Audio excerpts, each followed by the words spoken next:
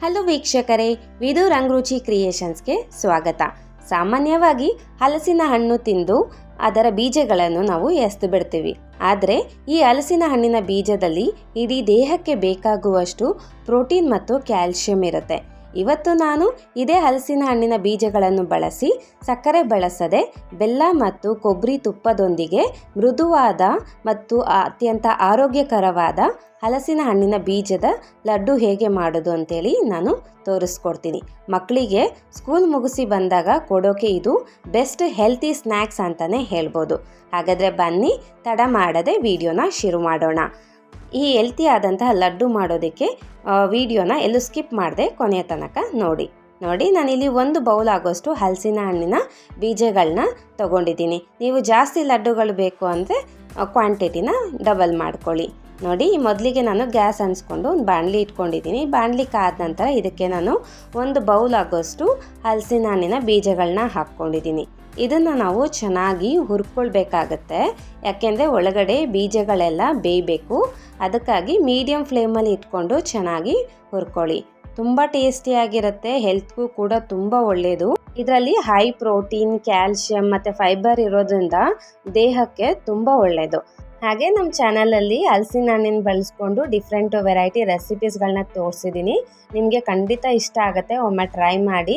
ಅದೇನೆಂದರೆ ಹಲಸಿನ ಹಣ್ಣಿನ ಹೋಳಿಗೆ ಮತ್ತು ಹಲಸಿನ ಹಣ್ಣಿಂದ ಬರ್ಫಿ ಎಲ್ಲ ತೋರಿಸಿದ್ದೀನಿ, ಒಮ್ಮೆ ಟ್ರೈ ಮಾಡಿ. ನೋಡಿ, ಈ ರೀತಿ ನಾನು ಸ್ವಲ್ಪ ಕರ್ರಗಾಗೋವರೆಗೂ ನಾನು ಚೆನ್ನಾಗಿ ಫ್ರೈ ಮಾಡ್ಕೊಂಡಿದ್ದೀನಿ. ತುಂಬ ತೀರಾ ಕರ್ರಗೇನು ಮಾಡೋಕ್ಕೆ ಹೋಗಬೇಡಿ, ನಾನು ವಿಡಿಯೋದಲ್ಲಿ ತೋರಿಸ್ತಿದ್ದೀನಲ್ವ, ಇಷ್ಟು ಆದರೆ ಸಾಕಾಗುತ್ತೆ. ನೋಡಿ, ಇಷ್ಟು ಆಗೋವರೆಗೂ ಚೆನ್ನಾಗಿ ನಾವು ಫ್ರೈ ಮಾಡ್ಕೊಳ್ಬೇಕು. ಈಗ ಇದನ್ನು ನಾನು ಒಂದು ಪ್ಲೇಟ್ಗೆ ಹಾಕ್ಕೊಳ್ತಾ ಇದ್ದೀನಿ. ನಾನಿಲ್ಲಿ ಗ್ಯಾಸ್ ಆಫ್ ಮಾಡ್ಕೊಂಡಿಲ್ಲ, ನೆಕ್ಸ್ಟು ಹುರ್ಕೊಳ್ಬೇಕು. ಅದಕ್ಕೆ ಇದನ್ನು ಜಸ್ಟ್ ನಾನು ಇನ್ನೊಂದು ಪ್ಲೇಟ್ಗೆ ಎತ್ತಿಟ್ಕೊಳ್ತಾ ಇದ್ದೀನಿ. ಇದು ಸ್ವಲ್ಪ ತಣ್ಣಗಾಗಬೇಕು. ನೋಡಿ, ಅದೇ ಬಾಣಲಿಗೆ ಈಗ ನಾನು ಒಂದು 1/4 ಬೌಲ್ ಆಗೋಷ್ಟು ಕಡಲೆ ಬೀಜನ ಹಾಕ್ಕೊಳ್ತಾ ಇದ್ದೀನಿ. ಈ ಕಡಲೆ ಬೀಜನೂ ಅಷ್ಟೇ ನಾವು ಚೆನ್ನಾಗಿ ಚಟಪಟ ಅನ್ನೋವರೆಗೂ ಹುರ್ಕೊಳ್ಬೇಕಾಗತ್ತೆ. ನೀವು ಡ್ರೈ ಫ್ರೂಟ್ಸ್ಗಳನ್ನೂ ಕೂಡ ಹಾಕ್ಕೊಳ್ಬೋದು. ಗೋಡಂಬಿ, ಬಾದಾಮಿ, ಪಿಸ್ತಾ ಇವು ಕೂಡ ಹಾಕ್ಕೊಂಡು ಫ್ರೈ ಮಾಡ್ಕೊಂಡು ಉಪಯೋಗಿಸ್ಕೊಳ್ಬೋದು. ನೋಡಿ, ಕಡಲೆ ಬೀಜನೂ ಅಷ್ಟೇ ಲೋ ಫ್ಲೇಮಲ್ಲಿ ಇಟ್ಕೊಂಡು ಹುರ್ಕೊಳ್ತಾ ಇದ್ದೀನಿ. ನೋಡಿ, ಈ ರೀತಿ ಸ್ವಲ್ಪ ಕಲರ್ ಚೇಂಜ್ ಆಗಬೇಕು ಮತ್ತು ಸಿಪ್ಪೆ ಕೂಡ ಹೊರಗೆ ಬರುತ್ತೆ, ಅಲ್ಲಿವರೆಗೂ ಚೆನ್ನಾಗಿ ಫ್ರೈ ಮಾಡ್ಕೊಳ್ಳಿ. ಈಗ ಫ್ರೈ ಮಾಡಿಕೊಂಡು ಇದು ಕೂಡ ನಾನು ಒಂದು ಪ್ಲೇಟಿಗೆ ಹಾಕ್ಕೊಂಡು ಎತ್ತಿಟ್ಕೊಂಡಿದ್ದೀನಿ. ಈಗ ಅದೇ ಬಾಣಲಿಗೆ ಮತ್ತೆ ನಾನು 1 ಟೇಬಲ್ ಸ್ಪೂನ್ ಆಗೋಷ್ಟು ತುಪ್ಪನ ಹಾಕ್ಕೊಂಡಿದ್ದೀನಿ. ಈಗ ಇದಕ್ಕೆ ನಾನು 1 ಬೌಲ್ ಆಗೋಷ್ಟು ತೆಂಗಿನ ತುರಿನ ಹಾಕ್ಕೊಂಡಿದ್ದೀನಿ. ಹಸಿ ಕೊಬ್ಬರಿ ತುರಿನ ಹಾಕ್ಕೊಂಡು ಇದನ್ನು ಚೆನ್ನಾಗಿ ನಾವು ಫ್ರೈ ಮಾಡ್ಕೊಳ್ಬೇಕಾಗತ್ತೆ. ಸ್ವಲ್ಪ ಕಲರ್ ಚೇಂಜ್ ಆಗಬೇಕು, ಅಲ್ಲಿವರೆಗೂ ಚೆನ್ನಾಗಿ ಹುರ್ಕೊಳ್ಳಿ. ನೀವು ತುಂಬ ದಿನ ಇಡಬೇಕು ಅಂದರೆ ಇದಕ್ಕೆ ನೀವು ಒಣ ಕೊಬ್ಬರಿನ ಬಳಸ್ಕೊಳ್ಬೋದು. ನಾನಿಲ್ಲಿ ಹಸಿ ಕೊಬ್ಬರಿ ಹಾಕ್ಕೊಂಡಿದ್ದೀನಿ. ತುಂಬ ಟೇಸ್ಟಿಯಾಗಿರುತ್ತೆ ಹಸಿ ಕೊಬ್ಬರಿ ಬಳಸ್ಕೊಂಡ್ರೆ. ನೀವು ಜಾಸ್ತಿ ದಿನ ಇಡೋಕ್ಕಾಗೋದಿಲ್ಲ, ಜಾಸ್ತಿ ದಿನ ಇಟ್ಕೋಬೇಕು ಅಂದರೆ ಒಣ ಕೊಬ್ಬರಿನ ಬಳಸ್ಕೊಳ್ಳಿ. ನೋಡಿ, ಇದು ಕಲರ್ ಚೇಂಜ್ ಆಗೋವರೆಗೂ ಫ್ರೈ ಮಾಡ್ಕೊಂಡಿದ್ದೀನಿ. ಇದನ್ನು ತಣ್ಣಗಾಗಕ್ಕೆ ಬಿಡ್ತೀನಿ. ಬನ್ನಿ, ಅಷ್ಟರಲ್ಲಿ ನಾವು ಬೀಜಗಳನ್ನ ಹುರ್ಕೊಂಡಿದ್ವಲ್ಲ, ಅದರ ಸಿಪ್ಪೆನ ಬಿಡಿಸ್ಕೊಳ್ಬೇಕು. ನೋಡಿ, ಎಷ್ಟು ಈಸಿಯಾಗಿ ಸಿಪ್ಪೆಗಳು ಬಂದ್ಬಿಡುತ್ತೆ ಅಂಥೇಳಿ.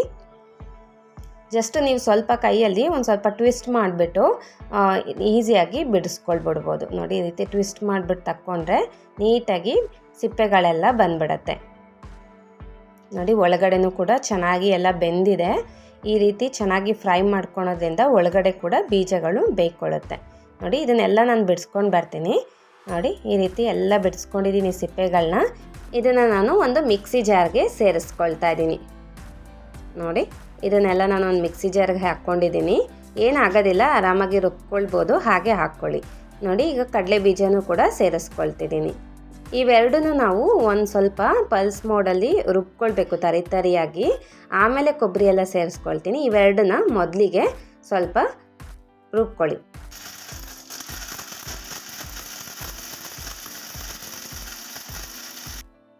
ನೋಡಿ, ಈ ರೀತಿಯಾಗಿ ನಾನು ಸ್ವಲ್ಪ ತರಿಯಾಗಿ ರುಬ್ಕೊಂಡಿದ್ದೀನಿ, ನೋಡ್ತಿರ್ಬೋದು ನೀವು. ಈಗ ಇದಕ್ಕೆ ನಾನು 1-2 ಏಲಕ್ಕಿನ ಹಾಕ್ಕೊಳ್ತಾ ಇದ್ದೀನಿ. ಹಾಗೆ ಒಂದು 1/4 ಬೌಲ್ ಆಗೋಷ್ಟು ಬೆಲ್ಲನ ಸೇರಿಸ್ಕೊಂಡಿದ್ದೀನಿ. ನಾನಿಲ್ಲಿ ಸಕ್ಕರೆ ಬಳಸ್ಕೊಂಡಿಲ್ಲ, ಬೆಲ್ಲ ಹಾಕ್ಕೊಂಡಿರೋದ್ರಿಂದ ಹೆಲ್ತ್ಗೂ ಕೂಡ ತುಂಬ ಒಳ್ಳೆಯದು.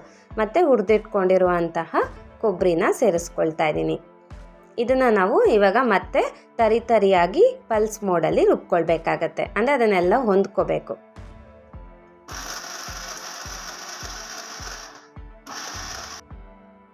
ನೋಡಿ ನಾನು ಇವಾಗ ಮತ್ತೆ ತರಿಯಾಗಿ ಮತ್ತೆ ಒಮ್ಮೆ ರುಬ್ಕೊಂಡಿದ್ದೀನಿ. ಒಂದು 2-3 ಸಲ ಪಲ್ಸ್ ಮೋಡಲ್ಲಿ ರುಬ್ಕೊಳ್ಳಿ. ನೋಡಿ ಎಷ್ಟು ಚೆನ್ನಾಗಿ ತರಿಯಾಗಿ ರುಬ್ಕೊಂಡಿದ್ದೀನಿ ಅಂಥೇಳಿ. ಇವಾಗ ಇದನ್ನು ನಾನು ಆವಾಗಲೇ ಹುರ್ಕೊಂಡಿದ್ವಲ್ಲ ಅದೇ ಬಾಣಲಿಗೆ ನಾನು ಹಾಕ್ಕೊಳ್ತಿದ್ದೀನಿ ಉಂಡೆ ಕಟ್ಟೋದಕ್ಕೆ. ನೋಡಿ ಎಲ್ಲ ಅದೇ ಬಾಣಲಿಗೆ ಹಾಕ್ಕೊಳ್ತಿದ್ದೀನಿ. ತುಂಬ ಟೇಸ್ಟಿಯಾಗಿರುತ್ತೆ. ನೀವು ಬೇಗ ಕ್ವಿಕ್ಕಾಗಿ ಕೂಡ ಮಾಡ್ಕೊಂಡು ಬಿಡ್ಬೋದು. ಕೈಗೆ ಸ್ವಲ್ಪ ತುಪ್ಪ ಸವರ್ಕೊಂಡು ಉಂಡೆಗಳನ್ನ ಮಾಡ್ಕೊಳ್ಳಿ. ನೋಡಿ ಎಷ್ಟು ಚೆನ್ನಾಗಿ ಬರ್ತಿದೆ ಅಂಥೇಳಿ. ನಿಮಗೆ ಜಾಕ್ ಫ್ರೂಟ್ ಸೀಡ್ಸಿಂದ ಅಂದರೆ ಹಲಸಿನ ಹಣ್ಣಿನ ಬೀಜದಿಂದ ಮಾಡಿದ್ದೀರಾ ಅಂತ ಅನಿಸೋದೇ ಇಲ್ಲ. ನಿಮಗೆ ಡ್ರೈ ಫ್ರೂಟ್ಸ್ ಲಡ್ಡುಗಳು ತಿಂತೀರಲ್ವ ಆ ಥರ ಅನಿಸುತ್ತೆ. ತುಂಬ ಟೇಸ್ಟಿಯಾಗಿರುತ್ತೆ. ನೋಡಿ ನಾನು ಎಲ್ಲ ಉಂಡೆಗಳನ್ನೂ ಕಟ್ಕೊಳ್ತಾ ಇದ್ದೀನಿ. ನಿಮಗೆ ಬೇಕಾದ ಸೈಜ್ನಲ್ಲಿ ನಿಧಾನವಾಗಿ ಲಡ್ಡುಗಳನ್ನ ಕಟ್ಕೊಳ್ಬೋದು. ನಿಮಗೆ ಯಾವ ಸೈಜಲ್ಲಿ ಬೇಕೋ ಆ ಸೈಜಲ್ಲಿ ಉಂಡೆಗಳನ್ನ ಕಟ್ಕೊಳ್ಳಿ. ನಾನಿಲ್ಲಿ ಮೀಡಿಯಮ್ ಸೈಜಲ್ಲಿ ಕಟ್ಕೊಳ್ತಾ ಇದ್ದೀನಿ. ನೋಡಿ ಎಲ್ಲ ಉಂಡೆಗಳನ್ನೂ ಕಟ್ಕೊಂಡಿದ್ದೀನಿ. ನಾನು ತಗೊಂಡಿರೋ ಕ್ವಾಂಟಿಟಿಯಲ್ಲಿ ಇಷ್ಟು ಲಡ್ಡುಗಳಾಗಿದ್ದಾವೆ. ನೋಡಿ ಎಷ್ಟು ಪರ್ಫೆಕ್ಟಾಗಿ ಸಾಫ್ಟಾದ ಹಲಸಿನ ಹಣ್ಣಿನ ಬೀಜದ ಲಡ್ಡುಗಳು ರೆಡಿಯಾಗಿದೆ ಅಂಥೇಳಿ. ಯಾರಿಗಾದರೂ ಕೊಟ್ಟರೆ ಇದು ಹಲಸಿನ ಬೀಜದಿಂದ ಮಾಡಿದ್ದು ಅಂತ ಕಂಡು ಹಿಡಿಯೋಕ್ಕೆ ಸಾಧ್ಯನೇ ಇಲ್ಲ. ಅಷ್ಟು ಚೆನ್ನಾಗಿ ಬಂದಿದೆ, ಅಷ್ಟು ರುಚಿಯಾಗಿದೆ. ನೀವು ಕೂಡ ಈ ಹೆಲ್ತಿ ರೆಸಿಪಿನ ಮನೆಯಲ್ಲಿ ಒಮ್ಮೆ ಟ್ರೈ ಮಾಡಿ ಹೇಗೆ ಬಂತು ಅಂಥೇಳಿ ಕಮೆಂಟ್ ಮಾಡೋದನ್ನ ಮರಿಬೇಡಿ. ನೋಡಿ ನಾನು ಒಂದು ಮುರಿದು ತೋರಿಸ್ತೀನಿ ಎಷ್ಟು ಸಾಫ್ಟಾಗಿ ಬಂದಿದೆ ಅಂಥೇಳಿ. ನೋಡಿ ಎಷ್ಟು ಚೆನ್ನಾಗಿ ಬಂದಿದೆ, ಎಷ್ಟು ಸಾಫ್ಟಾಗಿದೆ ಅಂತ ಹೇಳಿ. ನೀವು ಕೂಡ ಈ ಹಲಸಿನ ಹಣ್ಣಿನ ಬೀಜದಿಂದ ಲಡ್ಡು ಮಾಡಿ ಹೇಗೆ ಬಂತು ಅಂತೇಳಿ ಕಮೆಂಟ್ ಮಾಡಿ.